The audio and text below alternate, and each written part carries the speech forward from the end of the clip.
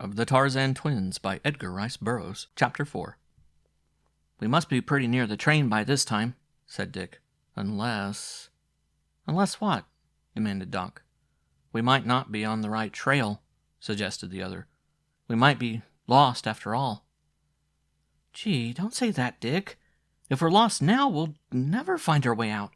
We'll have to stay in this jungle until we... Until we what?" "I don't like to say it." "You mean until we die?" Doc nodded his head, and the boys moved on in silence, each intent upon his own gloomy thoughts. Behind them, just out of sight, came the black warrior Zopinga. Presently, Doc stopped. "Dick," he cried, "do you smell something?" Dick sniffed the air. "Smells like smoke," he said. "It is smoke!"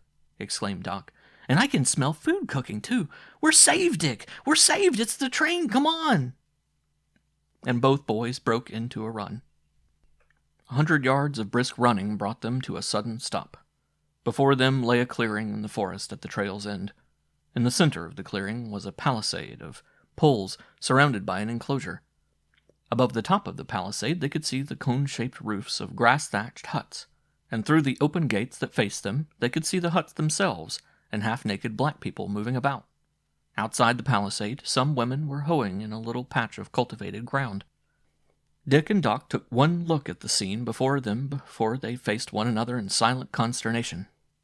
So different from what they had expected had been this outcome of their hopes that both boys were shocked into utter speechlessness for a moment. It was Doc, as usual, who first regained control of his tongue.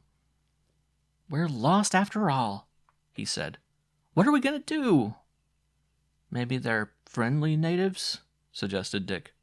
"Maybe they're cannibals," suggested Doc. "I don't believe there are any cannibals anymore," said Dick. "I don't intend to take any chances on that. There may be."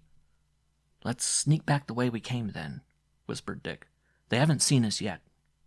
Simultaneously, the two boys turned to retrace their steps, and there, blocking the trail they had just trod, stood a huge black warrior, scowling savagely at them. In his hand was a sharp spear. "Golly!" exclaimed Dick. "Gee!" ejaculated Doc. "What shall we do?" "We ought to be nice to him," said Dick. "Good morning," said Doc politely with a smile that was nothing if not strained. "Nice morning, isn't it?" Zopinga, who had stood silent thus far, now broke into a torrent of words, not one of which the boys understood. When he had ceased, he again stood immovable. "Well," remarked Dick casually, "I guess we'd better be getting along back to the train. Come on, Doc," and he started to move along the trail past Zopinga. Instantly, the sharp point of the spear was at the pit of his stomach. Dick stopped. Zopinga pointed toward the village with his left hand and prodded Dick with his spear. "I guess he's inviting us to lunch," suggested Doc. "Whatever he's inviting us to do, I guess we'd better do it," said Dick. Reluctantly, the two boys turned toward the village. Behind them walked Zopinga, proudly herding his captives in the direction of the gates. At the sight of them, the women and children working in the fields clustered about, jabbering excitedly. The women were hideous creatures whose ears and lower lips were horribly disfigured, the lobes of the former having evidently been pierced during their youth to receive heavy ornaments, which had stretched the flesh until the lower part of the ear touched the shoulder, while their teeth, like those of Zopinga, were filed to sharp points. Though, fortunately for the peace of mind of Dick and Doc, neither boy understood the significance of this. Some of the children threw stones and sticks at the boys, and each time a hit was scored, Zopinga and the women and all the children laughed uproariously. Encouraged and emboldened by this applause, one of the older children, a particularly hideous boy, rushed at Doc from the rear and swung a blow at his head with a heavy stick. Dick, while attempting to ward off the missiles that were rained upon him, had fallen a few steps behind Doc, which proved a very fortunate circumstance for his cousin, as the black boy would have cracked Doc's skull if the blow had landed squarely upon its target. Even as the little fiend was in the act of swinging the cudgel, Dick leaped in front of him and seized his wrist with his left hand, dealt the youth a blow in the face with his right fist that sent him sprawling upon his back. Doc turned just in time to witness Dick's act, though he did not fully realize how close and how grave had been his peril, and the two boys instinctively drew together, back to back, for mutual protection, as each was confident that Dick's attack upon the black youth would bring down the wrath of all the others upon them. "Good old Dick," whispered Doc. "I suppose we're in for it now," said Dick gloomily. "But I had to do it. He'd have killed you." "We couldn't be in for anything worse than we were getting before," Doc reminded him. "Look at him now. I think it did him good." For an instant, the blacks were so surprised that they forgot to throw anything at the boys. Then they commenced to laugh and jeer at the discomfited youth sitting on the ground nursing a bloody nose, and while they were occupied by this new diversion, Zopinga herded the boys into the village and hurried them into the presence of a very fat Negro who sat in conversation with several other warriors beneath the shade of a large tree. "This guy must be the chief," said Doc. "I wish we could talk to him," said Dick. "Maybe he'd send us back to the railroad if we could explain that that was where we want to go." "I'll try," said Doc. "Perhaps he may understand English." "Say, big boy," he cried, addressing the fat Negro, "do you savvy English?" The black looked up at Doc and addressed him in one of the innumerable Bantu dialects, but the American boy only shook his head.